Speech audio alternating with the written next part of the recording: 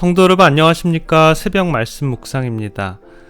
만주가 한국 땅의 일부분임을 입증하는 중요한 역사적인 증거가 바로 광개토 왕비인데요.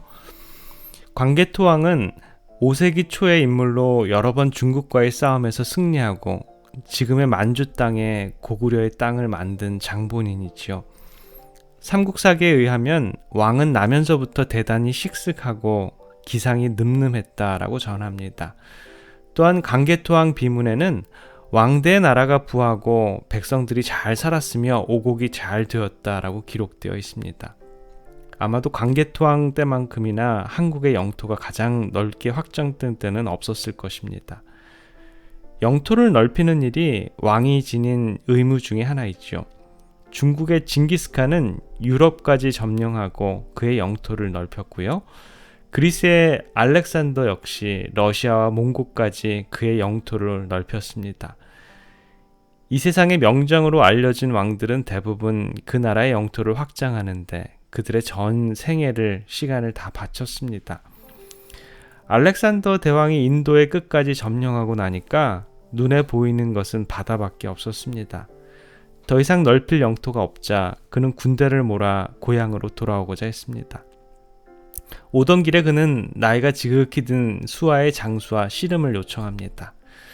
젊었던 알렉산더가 그 씨름에서 다 이길 줄 알았지만 나이가 든 수하의 장수가 알렉산더를 넘어뜨리고 씨름에서 이깁니다. 땅바닥에 쓰러진 알렉산더 대왕이 일어나기는커녕 땅에 쓰러진 채 일어나지 않고 대송통곡을 하며 우는 것이었습니다. 대왕을 땅에 거꾸로 틀인 장수는 민망하여 다시 씨름할 것을 요청했지만 왜 그렇게 서럽게 우는지를 물어보았습니다. 그러자 알렉산더 대왕은 다음과 같이 말합니다. 내가 이렇게 엄청난 땅을 정복하였는데 막상 죽고 나면 내가 차지할 땅이 내가 넘어져 있는 2m의 넓이 밖에 되지 않음에 서러워서 운다라고요. 아무리 땅을 많이 차지한들 죽고 나면 우리가 마지막으로 차지할 땅이 고작 2m밖에 되지 않는다라는 중요한 진리를 담고 있습니다. 종국에 가서 이렇게 좁은 땅을 차지하기 위해서 우리는 평생을 싸운다라는 거죠. 땅을 차지하는 자가 전쟁과 싸움을 하지 않고서는 결코 자신의 영토를 확장해 나갈 수 없습니다. 불란서의 문호 빅터 휴고는 오늘의 문제는 싸우는 것이요 내일의 문제는 이기는 것이요 모든 날의 문제는 죽는 것이다 라고 말을 했습니다. 그리고 인간의 싸움은 세 가지인데 첫째는 자연과의 싸움이요 둘째는 인간과의 싸움이며 셋째는 자신과의 싸움이다 라고 합니다. 휴고는 이 세 가지의 싸움을 그리기 위해 세 편의 소설을 썼는데요.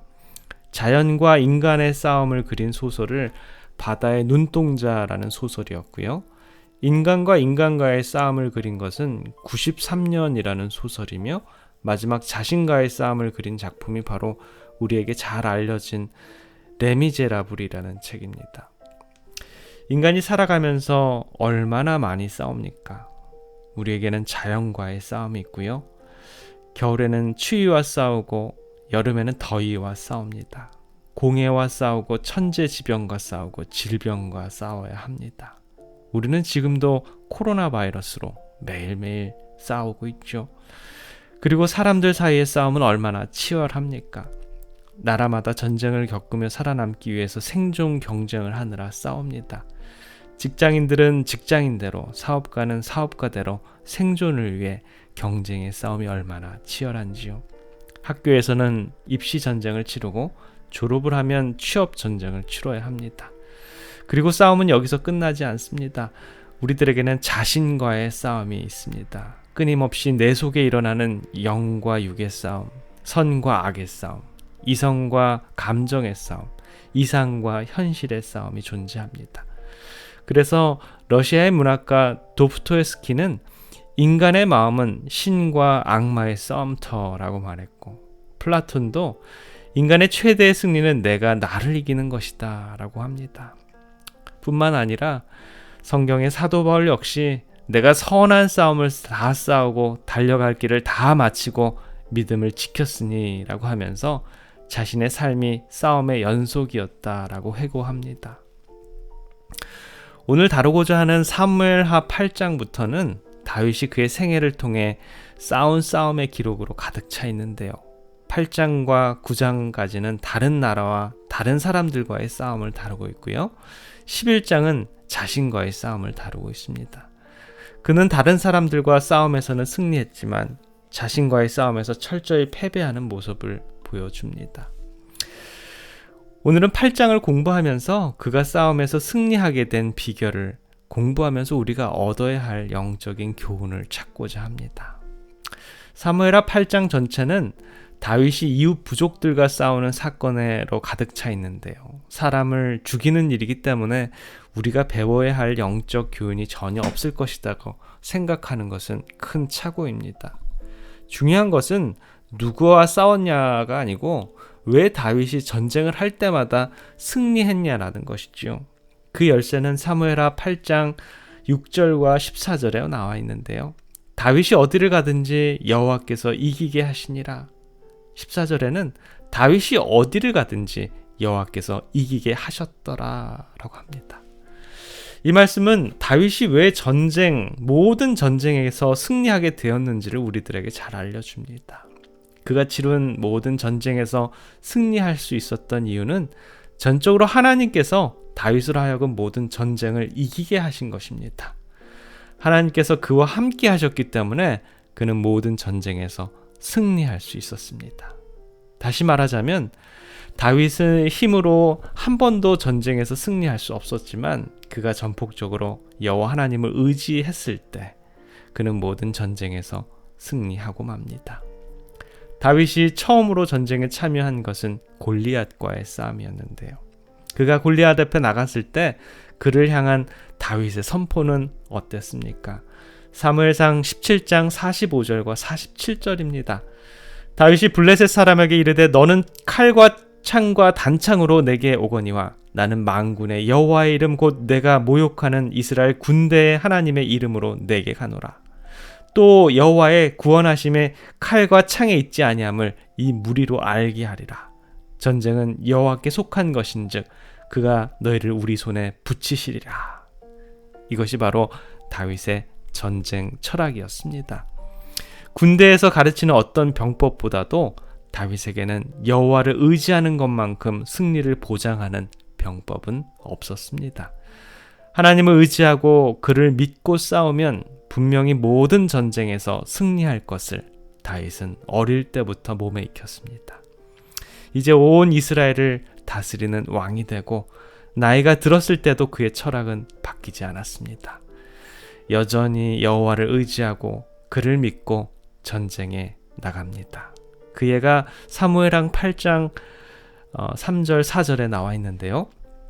르굽의 아들 소바왕 하다데셀이 자기 권세를 회복하려고 유브라데 강으로 갈 때 다윗이 절을 쳐서 그 마병 1700과 보병 2만을 사로잡고 병거 100승의 말만 남기고 그 외 병거의 말은 다 발에 핏줄을 끊었더니.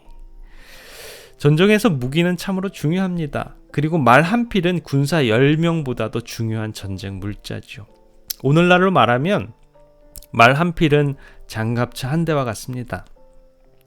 그는 르굽 족속을 멸한 다음 마병 1700과 보병 2만을 사로잡고 병거 100승의 말만 남기고 그 외 병거의 말은 다 발에 힘줄을 끊었습니다. 왜 그랬을까요? 말을 많이 두면 하나님을 그만큼 의지하지 않는다는 것을 안 다윗의 처사였습니다. 그는 철저히 전쟁은 여호와께 속한 것이기 때문에 말을 의지하는 순간 그는 분명히 전쟁에서 패할 것을 알았습니다. 오늘을 살아가는 우리들의 삶은 어떻습니까? 우리는 우리의 영적인 싸움에서 얼마나 철저히 하나님을 의지합니까? 우리는 말로는 하나님을 의지한다고 하지만 하나님 외에 다른 무엇인가를 의지하지는 않는지요. 돈을 의지하고 사람을 의지하고 경험을 의지하고 인맥을 찾는지 되돌아보시는 우리들의 삶이 되시길 간절히 기원합니다. 기도하겠습니다. 사랑의 아버지 하나님, 다윗이 승리했던 그 많은 싸움에 유독 다윗의 승리의 비밀을 알게 되었습니다. 그의 싸움은 하나님께서 이기게 하셨습니다. 그와 같이 그는 철저히 하나님의 말씀에 순종함을 보게 됩니다. 오늘을 살아가는 우리들의 삶도 영적인 싸움에 철저히 하나님을 의지하게 인도해 주시옵소서. 하나님을 의지한다고 하지만 다른 그 무언가를 의지하는 우리들은 아닌지 다시 한번 우리들의 모습을 되돌아봅니다. 오늘도 주님 저희들과 함께 해주시고 영적인 길을 열어주셔서 승리의 경험을 하는 저희들 될 수 있도록 주님 축복해 주시옵소서. 사랑의 우리 구주 예수 그리스도의 이름으로 간절히 기도드립니다. 아멘.